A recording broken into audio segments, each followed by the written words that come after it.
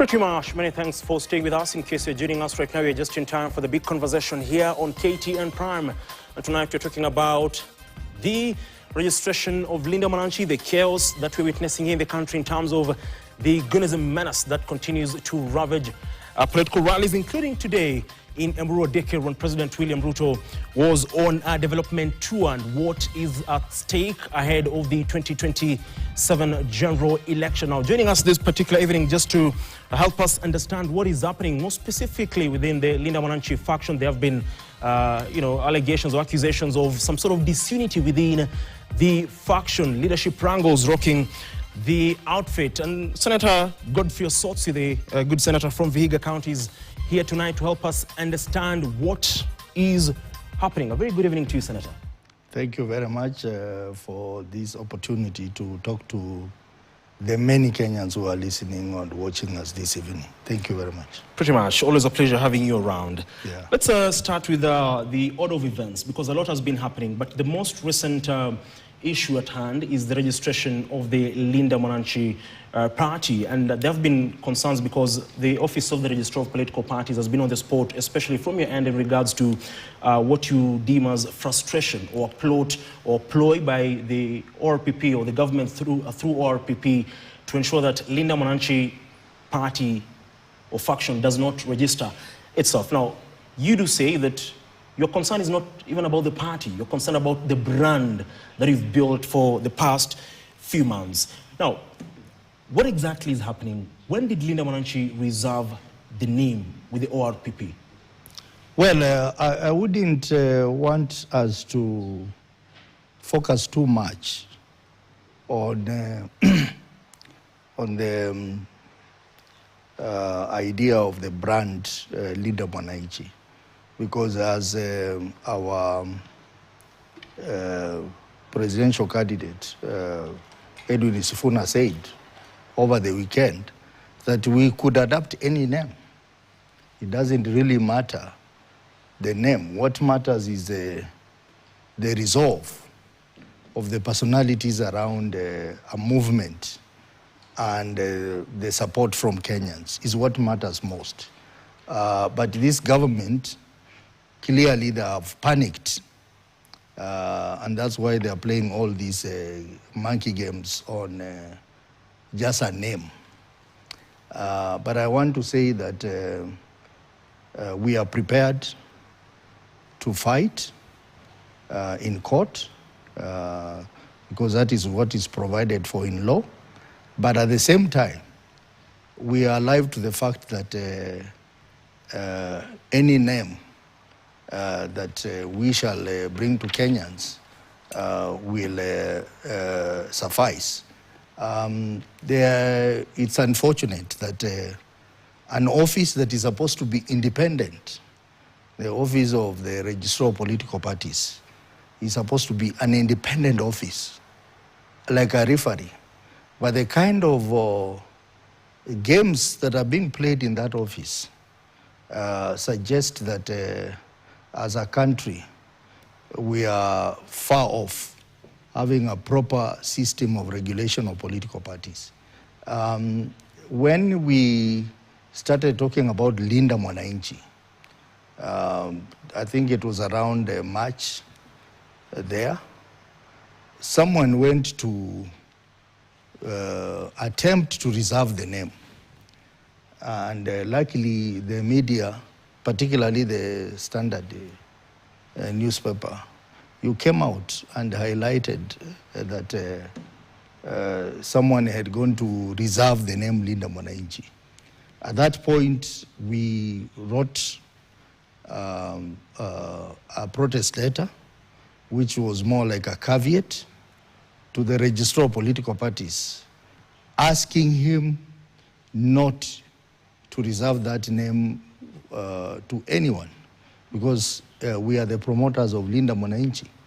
Now, we thought that that will be enough to stop him from reserving that name after that.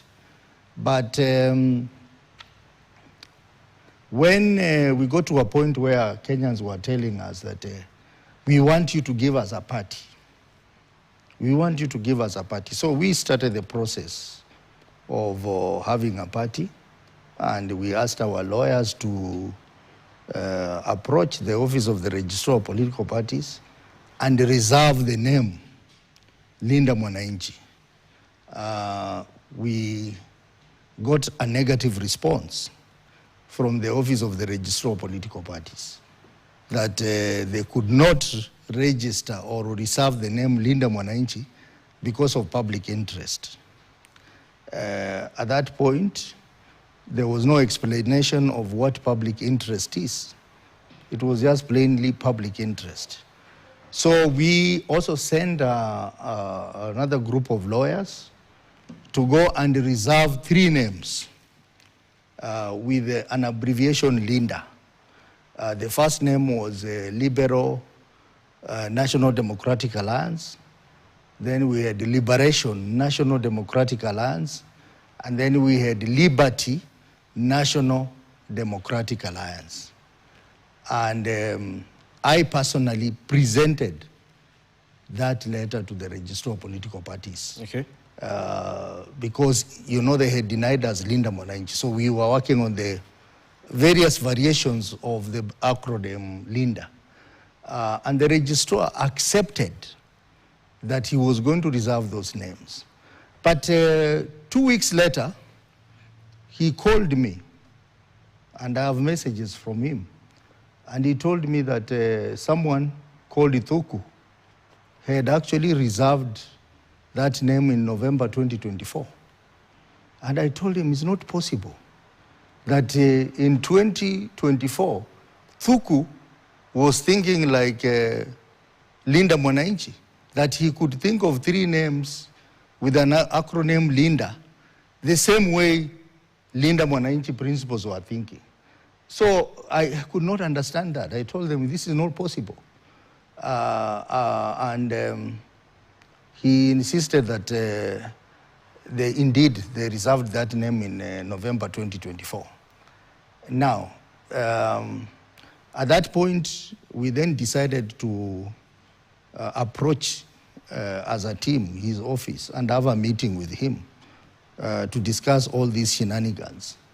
And he agreed that he's going to reserve the name Linda Mwananchi movement for us, and even asked our lawyers to go to the portal and request for the reservation of that name Linda Mwananchi movement. Was it the meeting that you... Yeah, the meeting that was led, yes, it was led by Edwin Sifuna and all the other principals. Now, then he said that the Friday of that week, he was going to give us a positive communication on the same. But come Friday, we were told that the name could not be reserved because of that other party called Linda, which has been registered. Okay. Now, there is no party called Linda. If you check on the website of the Registrar of Political Parties, the list of provisionally registered parties, it is not among them. If you look at the list of registers, fully registered political parties, it is not among them. What they did is that they actually asked these individuals, and this is where the mischief is.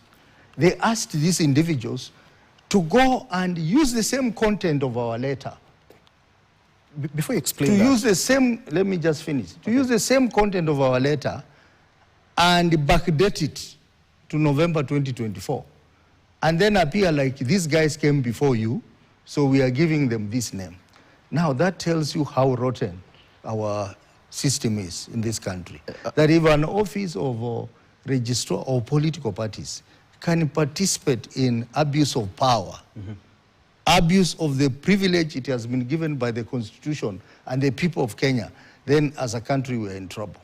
Okay, I have 2 questions. First, you said that after the meeting that you had with all PPLA officers earlier this month, they said they agreed to reserve the name. Yes. But according to the press statement that was issued, or you addressed the presser that day, and Honorable Karoli Omondi said the RPP had said they will reconsider their earlier verdict that they cannot reserve the name because of public interest. They said they will reconsider after we challenged them on the issue of public interest and told them that there is no valid reason that you have given us as to why you are not reserving the name.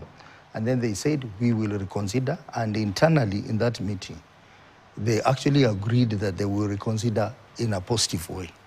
But after we had left, that particular Friday, the verdict was that they are not going to reserve the name. So what I'm trying to say by explaining all this is that if you look at what happened to this issue, the whole issue tells you that the office of the registrar of political party is not independent. It is not independent. It's acting at the whims of State House. When you say it is not independent, maybe, Senator, because you said they went ahead and wrote to these other faction to, using the contents of the same letter you wrote to them. You know, the surprising thing is that someone in 2024, November, cannot have been thinking the same way the principles of Linda Mwananchi were thinking. And at that point, when I said I approached that office personally, and I met the registrar of political parties, and I told him this is our communication as a movement. We would like this name registered. At that point, he would have told me that these names are not available. But he received my letter. He accepted that he was going to reserve the names. But about 2 weeks later, he came back to tell me that someone else had reserved that name in 2024. Now, reservation administratively lapses after 90 days. 90 days. Now, there is no evidence that those particular individuals made a renewal of their reservation. There is no evidence to that effect, which basically means that if someone made a reservation in November 2024, then the name was available because the 90 days elapsed. Okay. Within 90 days, then you convert the name into a provisionally registered party or a fully registered political party. I was trying to explain that, and these Kenyans must know this, that it is unfortunate that an important office which is involved in regulation of political parties can now be turned into a tool for intimidation of the opposition, intimidation of individuals who want to participate in free and fair election. Because the issue of election starts with that office. Honorable Osotsi, the RPP might argue and say all these allegations or accusations which have not been substantiated. Because I want you to bring them here. When you say they went back and wrote to this other Linda faction that, and they used the contents of the letters that you wrote to them, one would believe that, there is, evidence in regards to that. So one would argue I want to produce for you, okay. I want to produce for you a letter that we wrote to the registrar of political parties on the 17th of June, 2026. Okay. This is a letter that has 3 names. You can see, it is here. You can read out the names which are there. 3 names, including the party in question, the Liberty National Democratic Alliance. Yes, indeed. I do say Liberation National Democratic Alliance, Liberty National Democratic Alliance, and Liberal National Democratic Alliance. Yes. But now, this is the particular party in question is this one, Liberty National Democratic Alliance. Now, after I had presented this letter, and having confirmed that there is no party with that name, and our expectation was that then this name will be gazetted. Then the registrar stays, he comes back on the 3rd of July with this letter saying that these particular names could not be reserved because they exist a political party by the name Liberty National Democratic Alliance. Now, that is not true because there is no party called Liberal National Democratic Alliance. Okay, so that we... If you check the records, if you go to the website of the Registrar of Political Parties and checked the list of all provisionally gazetted political parties, it is not there. If you check the list of fully registered political party, it's not there. So these are gimmicks. These are games that this office is involved in, of course, with the support of the state, to try and frustrate us. Okay, so that we make a bit of progress. So at the end of the day, there's the hearing on September 14th. That is next month, a couple of weeks' time. If your bid is not successful, what next? There's talk around a party, there's talk around, Ukombozi People's Party. Do you already have a vehicle, or? I do not want to go into, I don't want to go into the case before the tribunal, but I can tell you for sure that the government is out to frustrate us. Kenyans can see for themselves, and one wonders why this government is so worried about Linda Mwananchi, because they have said severally that we are planniless, we are clueless, we don't have brains. They have said this is in a Motor Gazette. But if that is the case, then why are you worried about us? Why don't you just give us our name? And in the event they don't give us our name, I can tell you, we have many options. And remember, in Linda Mwananchi, we have leaders who are people who are very experienced in matters of political parties. Edwin Sifuna himself has been one of the longest serving Secretary General of ODM. I have also been very experienced in matters of political parties. I've been the Secretary General of ANC. I'm the founder of NASA Coalition. We have people like James Orengo who are also very, very experienced in those matters. Okay. So we have options, and some of the names that you are floating around could not are there, but we have a strategy around it, and William Ruto cannot be clever than all of us.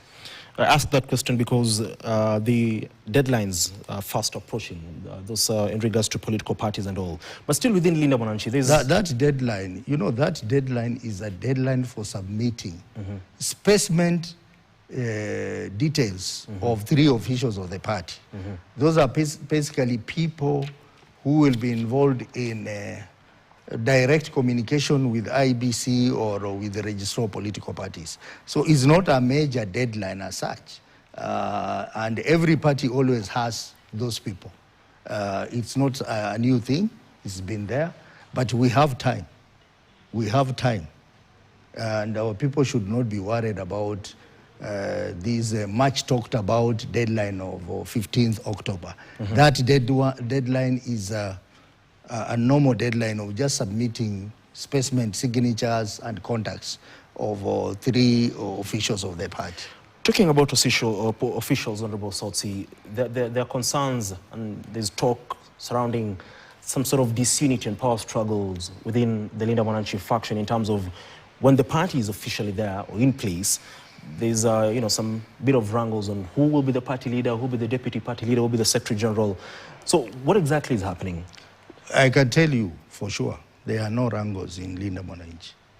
The wrangles that are there are wrangles which are manufactured by the state, by the National Intelligence Service agents who are trying to make sure that Linda Mwananchi splits. And I can tell them, I can confidently tell them today that they will not succeed. We are as strong as ever, as united as ever. But there is nothing wrong in someone declaring he wants to be this and this in a party. That's normal. A party that is a mass movement will always have people aspiring to be something. Even myself, in that party, I want to aspire to be something. So when I say I want to be party leader or I want to be deputy party leader, that does not mean that now we have wrangles in the party. I can tell you from where I sit that if there is a formidable and united movement that is unbreakable, it is Linda Mwananchi. And today, on Sunday, we'll be going to Meru. You will see for yourself. You will see for yourself, and maybe you can come back here and I will ask you, where did you see the disunity? There is no disunity. We are very clear on what we want to do, and we are very determined that Linda Mwananchi is a movement that will actively participate in ensuring that this government that has put a lot of pain on Kenyans goes home. I asked that because there was an instance that played out in your rallies in Western Kenya, but also as a coalition or faction, you've fronted Edwin Sifuna, the Nairobi senator, as your presidential flag bearer, and you've mentioned it here. But also in some of your rallies, other names have been floated by members of your faction. That is part of the reasons as to why the conversation surrounding some sort of disunity and power struggles on who will support who for the presidential ticket is coming from. Let me tell you, the issue of Edwin Sifuna being our presidential candidate is an issue that is coming from Kenyans. It is Kenyans themselves who are saying that we would wish that Edwin Sifuna is a presidential candidate. Wherever we go, everywhere we go, they say, remember even the title HE. It was given in Taita Taveta when they removed Edwin Sifuna as a Secretary General of ODM. And the people in Taita said that you forget about SG, we are giving you HE. So Edwin Sifuna's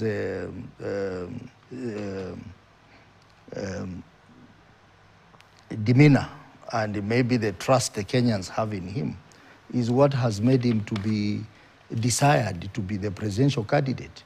And us in Linda Mwananchi, of course, we will sit down, discuss that, process that, and we will not let Kenyans down. As of today, on that. As of today, has Linda Mwananchi as a faction had any talks with the other opposition outfits in regards to coming together? Our position has been very clear that we would like to have one united opposition with one candidate to face off with William Ruto. We have not departed from that position.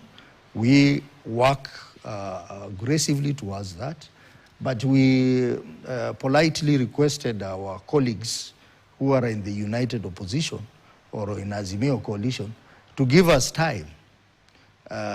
First of all, one, to complete the ongoing meetings that we are doing across the country.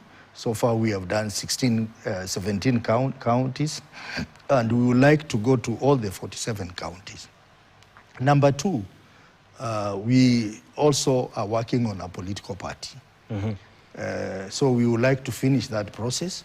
And number three, if you realize that all the key leaders in opposition, they have all declared, formally declared that they are a presidential candidate. If you look at all the parties within the opposition. So it is also important that even in Linda Mwananchi, we have a formal declaration of one of us to be the presidential candidate.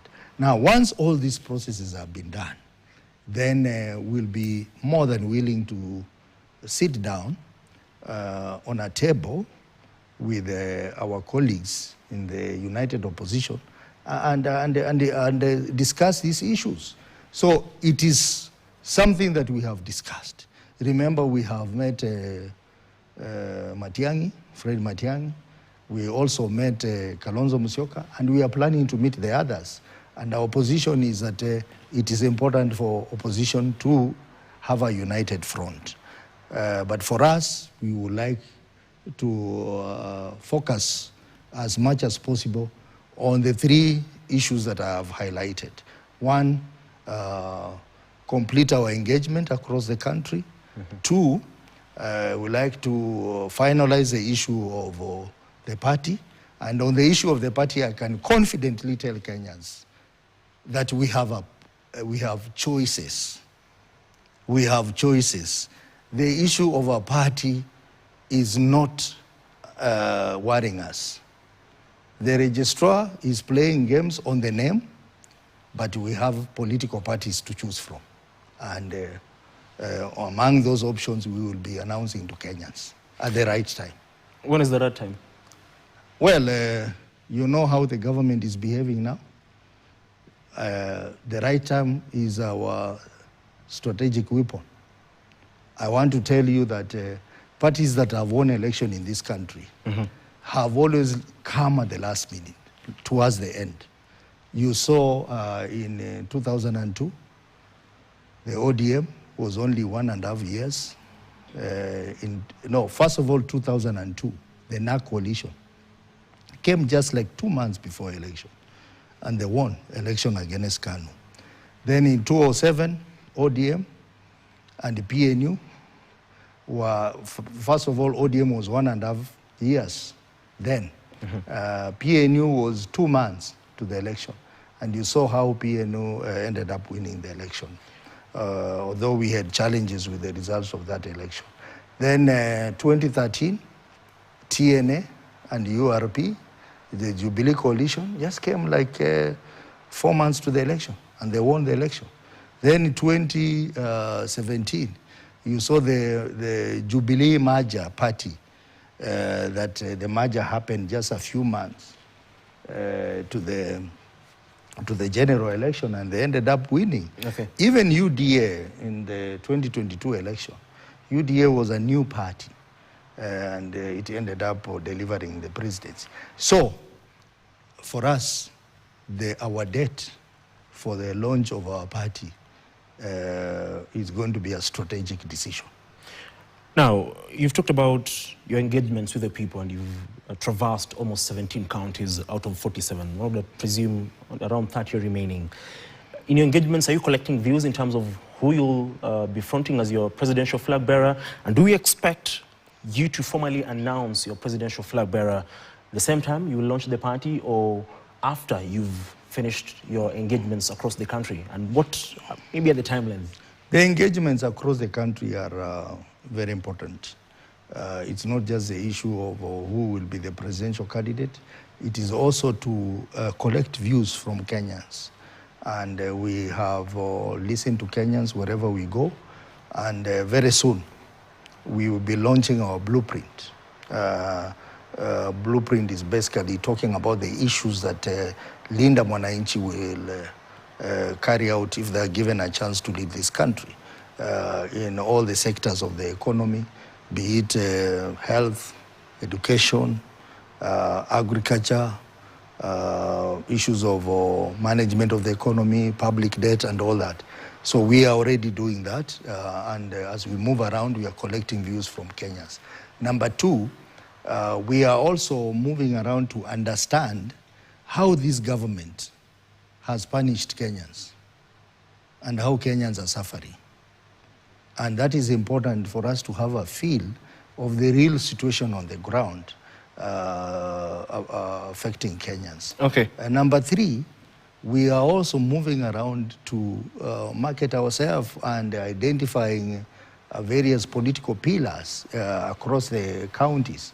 So it is an important exercise that we are doing. And as we are doing that, we are engaging our structures, strengthening them, and making the movement felt across the country.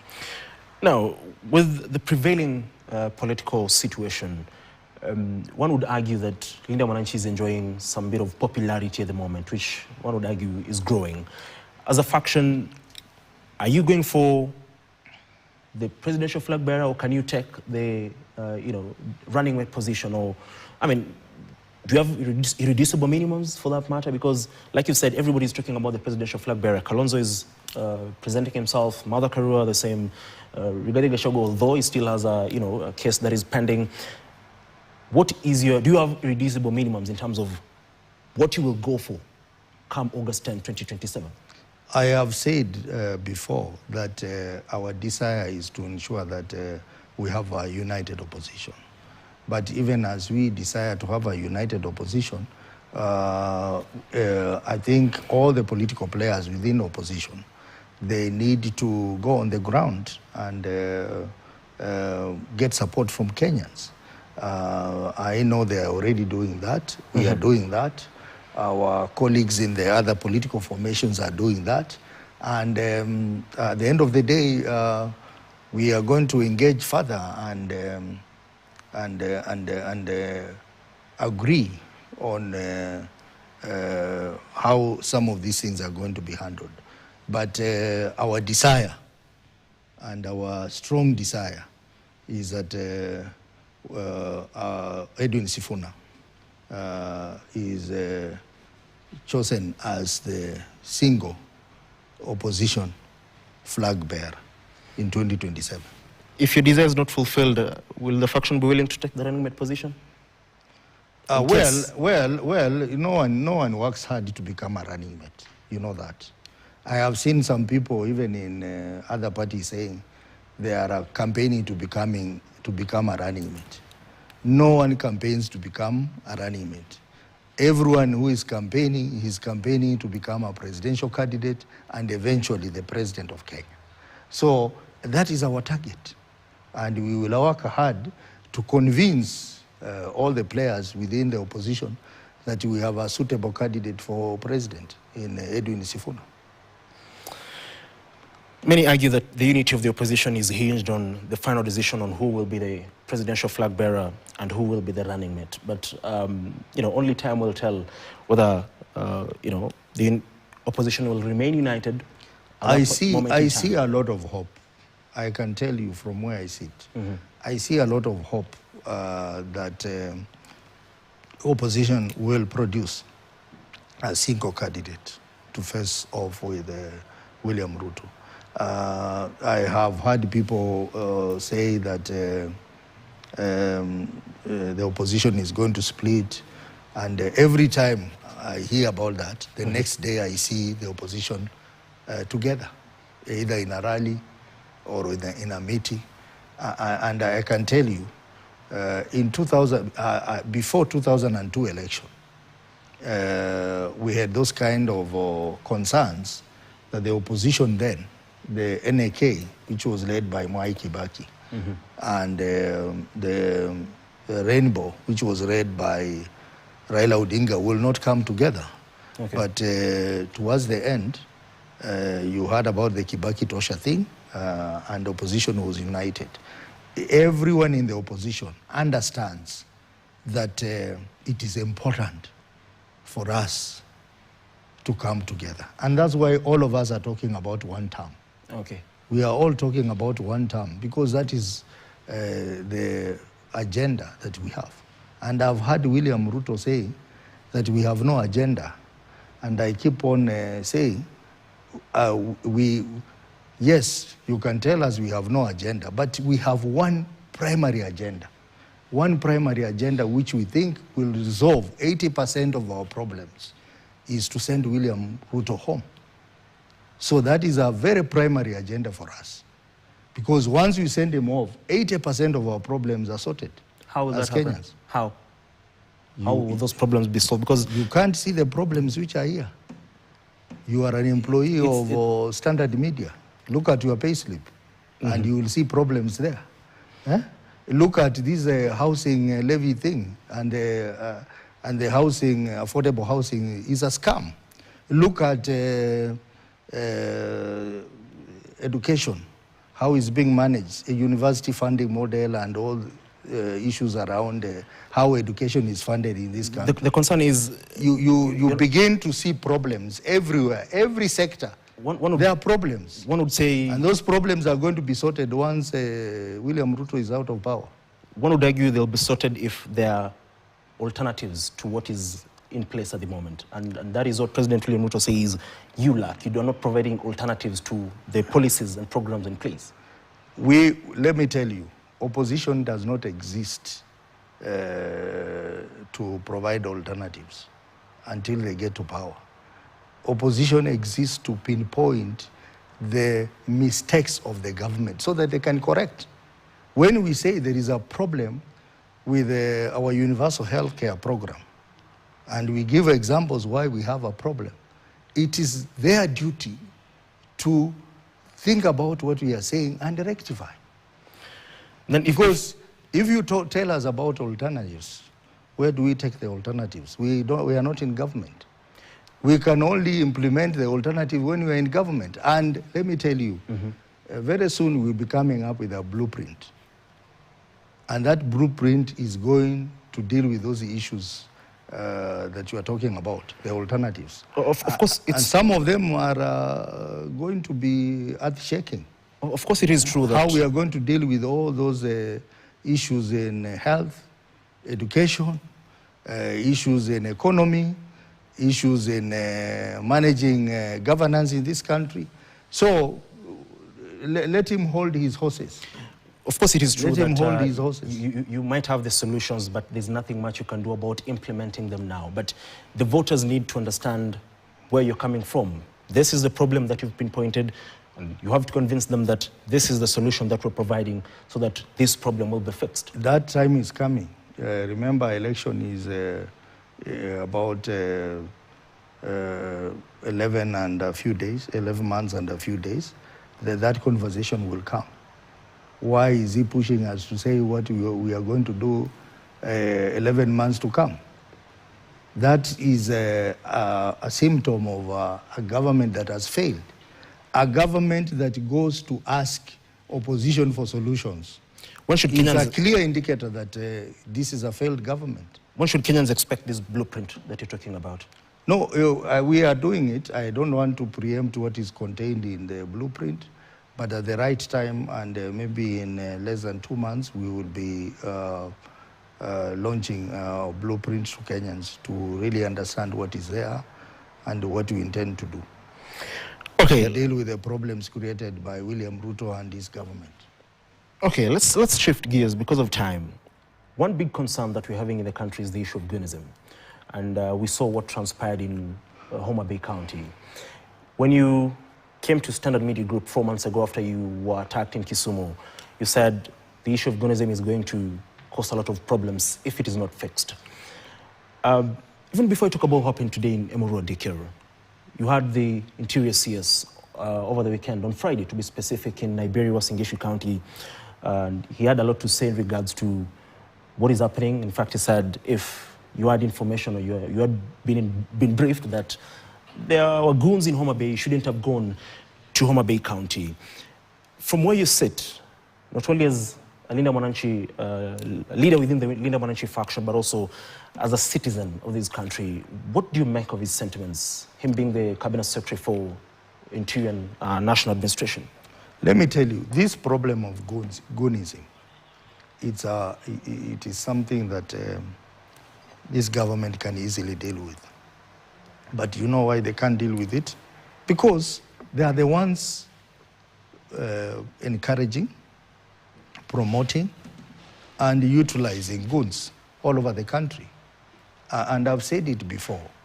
You cannot have a principal secretary of a ministry and a cabinet secretary who walks around with goons. So, if we want to deal with the problem of goons, we must deal with those people in charge of the security sector in this country. The PS for Interior, the CS for Interior, and ask ourselves, who are these people answerable to? They are answerable to the president. He is the chairman of National Security Council. So if the three cannot sort out the problem, and the president himself was a victim of goons in today's meeting, then if they cannot sort out the problem themselves, because they are the ones encouraging, they are the ones sponsoring, they are the ones financing, and they are ones actually promoting that vice in our country. And you saw what happened in Homa Bay. How can the government claim that they were not in control? All the roads were blocked by boulders, by trees, by all manner of things, just to stop a rally by Linda Mwananchi. Well, traversing We Homa Bay- didn't have to go through all that if we have a serious government that believes in security of Kenyans. And these people were doing those things as the police were watching. And they are known to the police. Why didn't the police arrest them? Where was the government systems? Where was the county commissioner? Where was the police, regional police officers and county police officers? Where was the CS Murkomen? That clearly, what I saw in Homa Bay clearly showed that it's not that the government has failed to deal with the issues of Goonism. The government is actually actively involved in promoting Goonism in this country. When you talk about Goonism, one would argue it cuts across, because they say the goons are allied to the government and also goons are allied to the opposition faction. And in addition to that, the CS himself, and we saw a few individuals who were arrested, and it is alleged that some goons were intercepted on their way to Homa Bay. Goons allegedly, brought there or taken there by certain principles of the Linda Mwananchi faction. No, those are just accusations. Let me tell you, the government cannot escape from this, from the blame of what happened in Homa Bay, because the government exists to maintain law and order. If they know that we have goons from the government side, why are they not arresting those goons? If they know that we have goons that are used by politicians in the opposition, why are they not arresting those goons? This is an excuse. And it's very simplistic for a government to come and say, because opposition have goons, then government should also have goons. Let me tell you, this issue of goonism is a very serious issue. And this is how Haiti started. Haiti started by government now deciding to use informal security, the goons, to manage its activities. And those people became bigger than life. And they started targeting the same government that was sponsoring them. So we actually headed there. If you see a rally attended by a president and the incidences of goonism is happening, then tells you that this thing is running out of control. It's going to hurt the same government that is promoting it. Okay, because that happened today in Emuru Dekir. There were instances of violence. In fact, a few individuals were injured. But one would beg to say that it is the responsibility of each and every leader, because like you've said, the leaders allied to government, or be it appointed leaders, be it cabinet secretaries or PSs, who are moving around with informal, quote-unquote informal security officers. But that also happens with leaders from the opposition faction. So one would argue that it needs collective responsibility to bring this menace to an end. But who is supposed to lead that collective effort? It is the government. They have the instrument of directing and leading the country so that the right thing is done. Mm-hmm.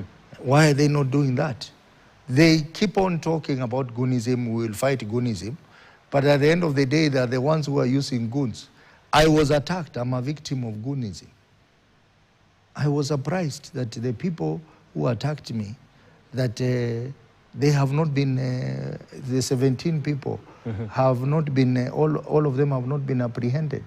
And when Murkomen came to Parliament, he lied to Parliament that 14 of those people had fled the country. They are still in Kisumu, I can tell you that. And the people of Kisumu know that. The 3 who were apprehended, they were not actually apprehended.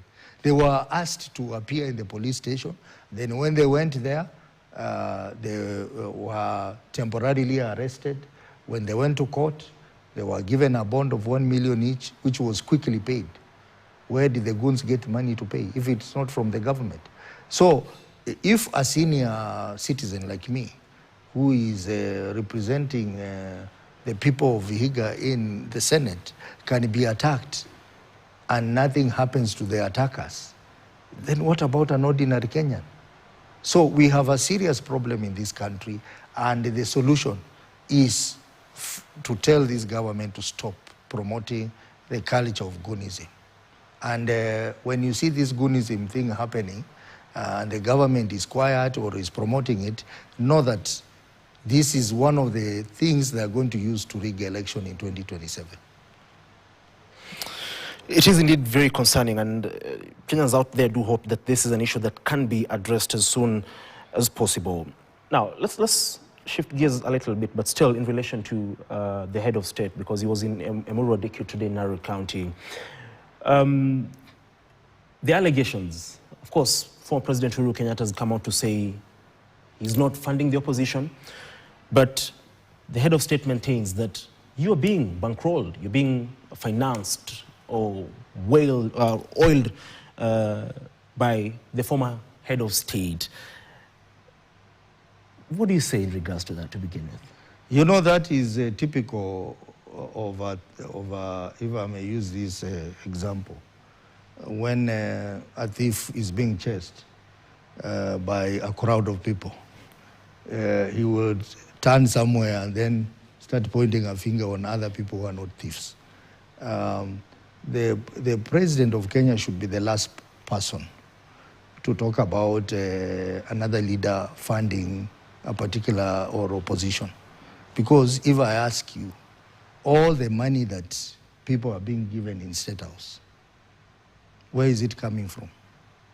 We have seen watchmen have gone there. We have seen church people have gone there. We have seen village elders have gone there, and they are being given lots of money. Lots of money. Where is that money coming from? It's taxpayers' money. It's taxpayers' money. Are we paying taxes to fund political activities of President William Ruto? Of course no. So he should start by answering that question, that who is funding him? It's the people of Kenya who are funding him to do those political activity he's doing in a sacred institution called the State House. President Uhuru Kenyatta has his own party called Jubilee. And if you look at Jubilee, Jubilee has not had as many rallies as Linda Mwananchi. They are not, in my view, it's not that I'm trying to underrate them, but in my own view, they have not had as many engagement as we have had. So naturally, Uhuru Kenyatta will put money in his own party. He will not put money in an entity that is not directly related to him. So I think that's a simplistic way of dealing with the issues. President William Ruto must be ready to respond to the criticisms that are coming from Linda Mwananchi. They are coming from opposition. And we are raising valid issues about the management of this country. Let him respond to that instead of being so simplistic and talking about Uhuru Kenyatta. I have not heard Uhuru Kenyatta directing Linda Mwananchi on what to do. I have not seen his money anywhere. Linda Mwananchi does not need money to do a meeting. You will be surprised that all we need in a rally, as Linda Mwananchi, is to announce the date of the rally, announce the venue, announce the time, and the people will just come. The only expenditure we have is maybe the dais, if we are doing a stand-alone rally, or PA system, and maybe our security, and we have a rally. But I can understand why he's saying that, because, you know, Kenya Kwanza rallies are very expensive, extremely expensive. You see those crowds, most of them, watch around and you see yellow buses. So many yellow buses around, school buses, that have carried people to come and attend a rally. There are a lot of fights over money, that a certain group has not been given money, facilitation money, this has not been given. That's what you visualize around Kenya Kwanza and ODM rallies. But you don't see that under Linda Mwananchi or even United Opposition, because our rallies are organic. Our people want to listen to us. We don't have to ferry them. We don't have to pay them to come to our rallies.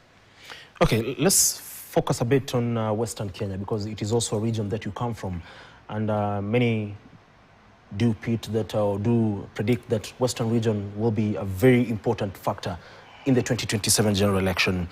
We're seeing some sort of unity that has, cropped up with the emergence of Edwin Sifuna as a presidential candidate or flag bearer. Is this the moment now when the region will finally have its Luhya unity moment? Because over time we've seen efforts to ensure that the region is united and votes goes in one direction, but at the end of the day, that hasn't been the case. Is this the moment now? Even amid criticism from leaders allied to government, we've seen Atwoli come out saying that you cannot lead the country or go into an election depending on donations.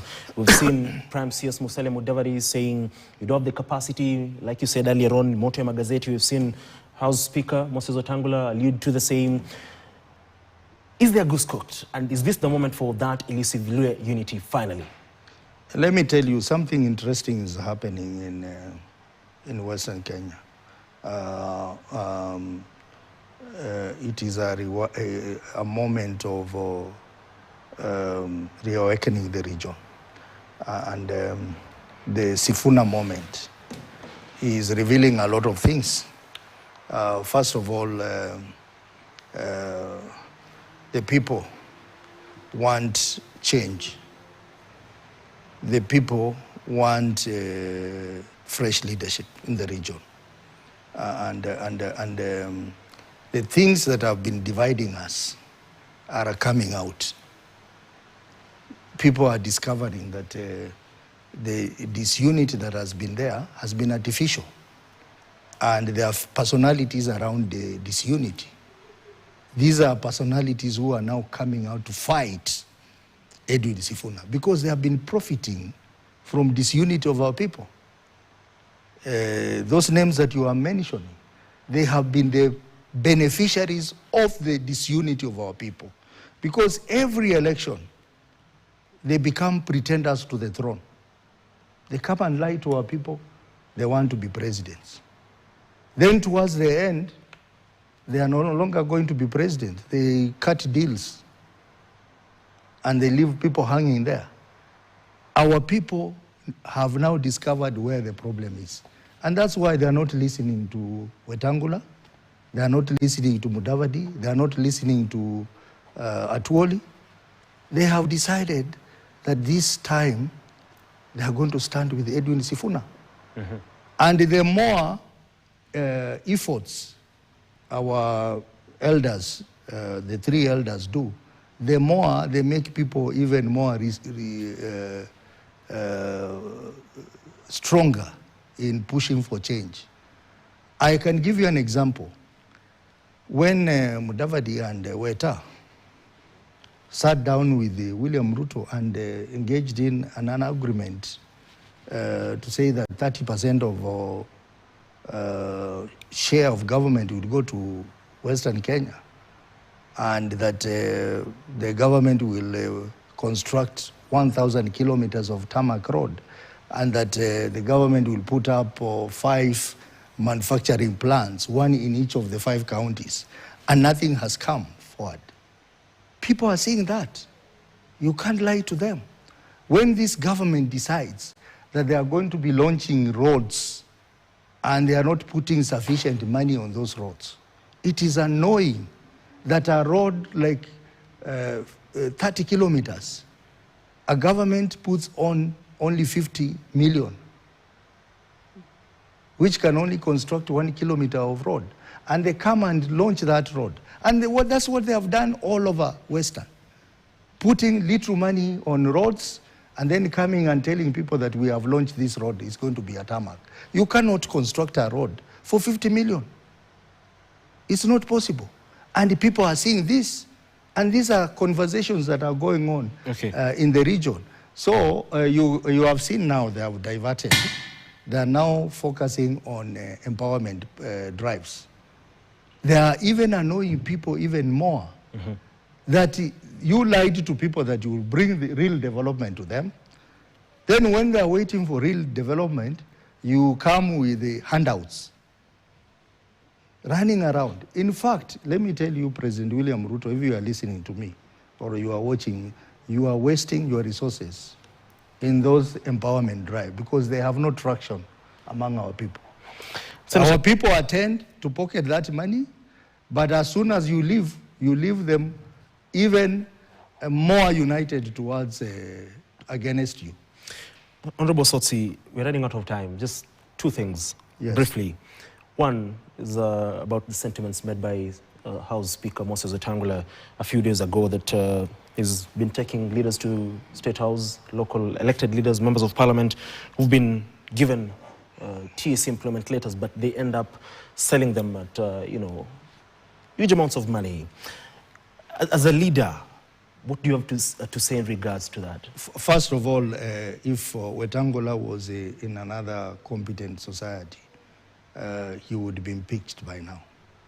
Because that's a very, very serious liberation.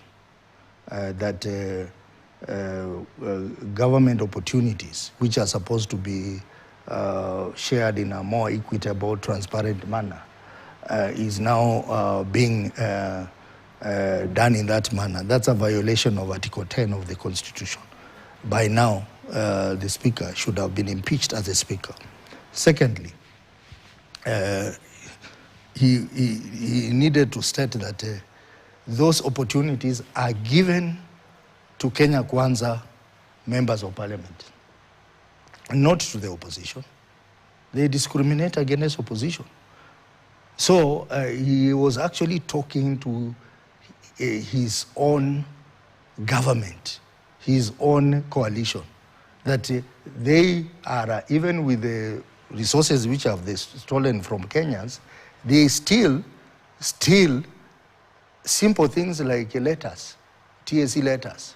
So that's very unfortunate, and that tells you he has actually confirmed the many fears that we are having, that it is not just teaching opportunities. Even police, military, KRA, we had the same problem, and this is not how to run a government. They have actually violated Article 10 of the Constitution. Okay, finally, Honorable Osotsi, tomorrow we'll be having a special program. It is 16 years since the promulgation of the 2010 Constitution. And I know I've not heard it from you, but word is that you'll be going for the Vihiga gubernatorial seat. Now, having served as the chairperson of the Senate County Public Accounts and Special Funds Committee, in terms of devolution, 13 years of devolution, how do you rate the performance? And, has devolution achieved its intended purpose to begin with? And the conversation surrounding, we've had attempts to, review the Constitution, but they've all failed. But there are certain emerging issues. What do you have to say in regards to the 16 years of the 2010 Constitution, and even as you speak to that, the issue of devolution?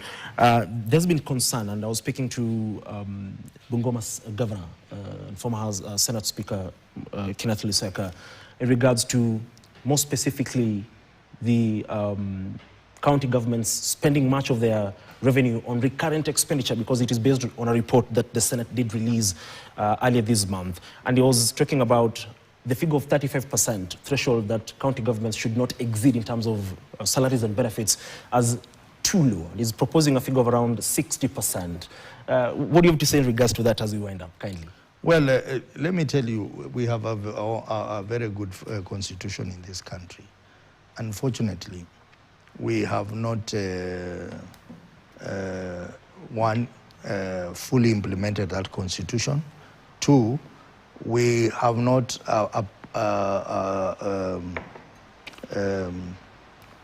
really implemented the spirit of that constitution. Because if this constitution was implemented, then this country will be far. And that's why us in Linda Mwananchi, we have been saying that one of the big things we are going to do is to ensure there is rule of law. If you ensure there is rule of law in this country, then a lot of our problems are going to be sorted out. when you talk about county governments. County governments have not been able to operate as expected because there is no observance of rule of law. The law is very clear that your wage bill should not be above 35%. But what is happening in counties? They have decided to just ignore that law. And some of them have even hit 70–80% of the wage bill. Now, in terms of devolution, the problem is not the constitution. The problem is that the people who took over power in this country after the proclamation of the constitution in 2010 did not believe in devolution. How I wish the late Prime Minister Raila Odinga would have become the president in 2013. We would be seeing a different picture altogether because he believed in devolution. He was a father of devolution. We would see a stronger devolved system of government. But if you see how, for example, this government is handling devolution, you don't see any seriousness on matters of devolution. In fact, in this government, William Ruto's government, most governors have become puppets of the state. They have become puppets of the state. You see them participating in launching programs that are funded by the national government, and yet those programs are devolved programs. What is the national government doing on matters to do with the development of markets? That is the work of counties. And you see governors aligning there, saying they are going to launch with the president markets. That is not their job. Instead, they need to demand that the money that the national government uses to develop markets should actually be factored in the budgets for counties. That is not happening. You have seen those things called county aggregation and industrial park. That's a devolved function. You have seen that almost 80% of the funds in health are still held up there. Yeah, these are conversations that we need to be engaging in so that we have a strong devolution. Okay. And even the matters of accountability. Accountability, how many reports has Senate recommended that prosecution or investigation be undertaken on some county officials? And nothing is happening with the EACC because of protection from the state. So these are issues that if we had a serious government that believes in the rule of law, just that observance of rule of law is enough to sort out so many problems of not just devolution, problems of governance in this country. Okay, thank you very much, Honorable Godfrey Osotsi, for making time to join us this particular evening. That was the conversation that we had for you this particular evening. Many thanks for, of course, also tuning in up to this particular moment in time, to the team behind this particular coverage. Many thanks. Do have yourself a wonderful night. Until next time, and like always, God bless.